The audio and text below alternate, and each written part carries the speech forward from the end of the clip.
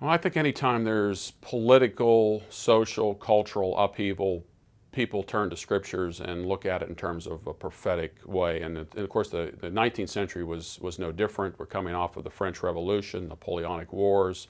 Of course, the midpoint of the 19th century is the Civil War.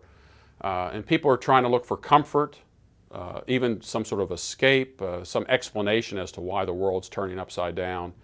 And so the 19th century, I don't think it was really much different from the way prophetic speculators have worked throughout the history of the world.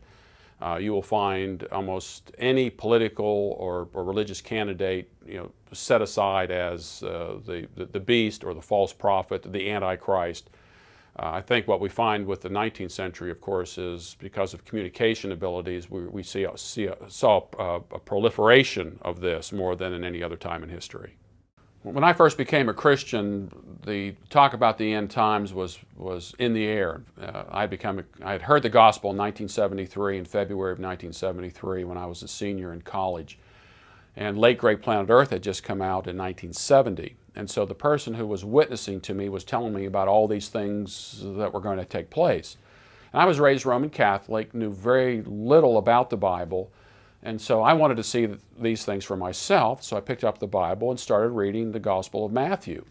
And when I got to Matthew chapter 16, verses 27 and 28, it said very clearly, "Some who are standing here will not taste death until they see the Son of Man coming in His kingdom." And that just didn't fit with what Hal Lindsey was saying in The Late Great Planet Earth. Then I got to Matthew chapter 24, where it said, "This generation will not pass away until all these things take place."